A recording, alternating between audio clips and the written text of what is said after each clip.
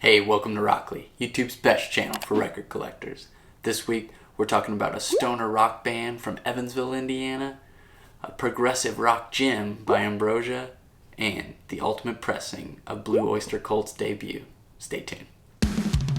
Get ready for Rockoli, bringing music to you. Rockoli, rock and roll, metal and country too. Get ready for the record of the week. Get ready for Rockoli. So record of the week is The Clearing by Faerie Ring. They're a doom metal stoner rock band from Evansville, Indiana, and this is their debut album from 2019. I was introduced to this record by Jerome and Ashley over at Atmosphere Collectibles. Awesome record store.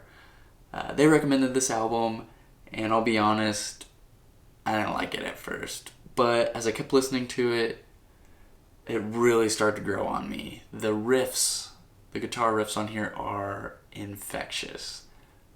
Love those. Love the riffs on here. And it has some full blistering fuzz bass, like the fuzziest of fuzz bass is on this album. It's done really well. It's really, really good. They definitely wear their Black Sabbath influence on their sleeve, some Queens of the Stone Age, but definitely have their own. They're not a Black Sabbath ripoff by any means, but you can definitely hear the influence, and that's a good thing. If you're like me, and when I listen to metal music, I tend to lean towards the epic doom metal, Sabbath kind of metal, and these guys fit right in with that. I typically don't care for the stoner rock, just not into the stoner lifestyle, I guess. But these guys do a really, really good job. And the first pressing is on a blue vinyl. This one is the second pressing. It's on green. Following them on Instagram, they've said they're going to press some more, I think on purple. But I definitely recommend giving them a listen if you like that hard rock, stoner rock, doom kind of music. Got that doom flavor, but it's also kind of upbeat, and I don't know, it was a great summer soundtrack, and I pulled it out recently and been listening to it. Once you can get past the vocal style and production, which I enjoy now, but at first it really threw me off guard. It's not jarring by any means, it's just I usually like my vocals up front, center, in front of the instruments, or kind of soaring over the guitar, and these are buried lo-fi vocals. But it's done with intention and not for lack of ability. The Clearing, Faerie Ring, give it a listen. So the hidden gem this week is Ambrosia's self-titled debut. It's in my opinion, a overlooked, underappreciated early prog rock album. This is before they kind of transitioned into the very pop, soft rock, I guess. This is really good. The fidelity on this record, production is fantastic. They do a rendition of the poem by Kurt Vonnegut. Nice, very nice. And the vocal harmonies on here, really, really good. I just love this album front to back. Was originally introduced to Ambrosia by my stepfather. In high school, we were kind of listening to the radio, and then he was like, why don't you check this out? And we put this on and realized that this had aged very well. So if you haven't given this a listen, or you've written Ambrosia off, this is definitely, in my opinion, their best album, and the one to own by them. And I feel like it's often overlooked. But it's got Holding On to Yesterday, I think was a big hit off here. And as I mentioned before, that Nice is the opening track. And just awesome melodies, great guitar, and like I said, just a great sounding record. However, this has never been reissued. This would be a great record for Analog Productions, Mobile Fidelity, Intervention Records, an audiophile label. If they could get the tapes, they could probably blow your mind. just because this is a great sounding record. This week on Ultimate Pressing is Blue Öyster Cult's self-titled 1972 debut. I have a first Japanese pressing, and I just picked up the recent reissue by Music on Vinyl. I want to discuss the reissue real quick. It comes on this blue vinyl, and it's a limited numbered edition. Doesn't talk anything about what source they used. Music on Vinyl, for me, is kind of a mixed bag. Sometimes they do a really good job. Sometimes they don't. This one sounds really good. They've really cleaned up all the issues with the original recording. But that's kind of a bit of its character. So while this one, it sounds as if it's filtered and it's clean, the instruments are clear, the vocals are clear, there's some reduction on the echo that's present on the original recording. So this is a good listen. This sounds good. Now the bass is reduced on this quite a bit, but it's tighter and cleaner. So I found that interesting. So there's a lot more bass on this Japanese pressing, and the soundstage is definitely a bit wider on this one.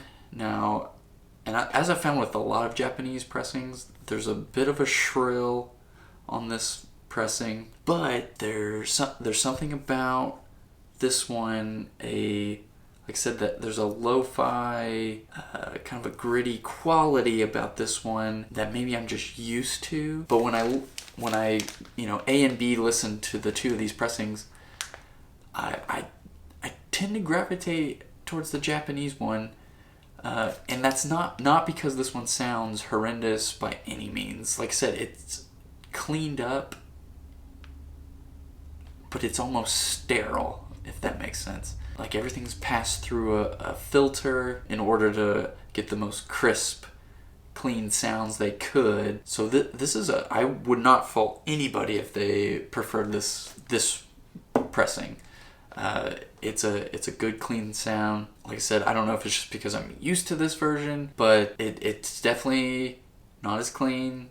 But the bass is there. Like you can feel it in your chest, and the vocals have that echo. The soundstage is kind of engulfing, and you feel like the sound is like rushing over you.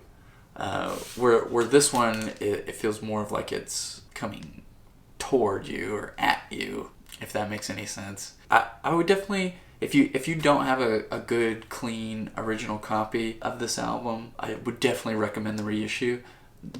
Definitely worth getting. If you're wanting the best sound or true to the original sound, I would try to seek out maybe a Japanese pressing or a early US pressing. But if you haven't listened to this album at all, I definitely recommend giving it a listen. And the first 3 albums by Blue Öyster Cult are kind of considered their trilogy.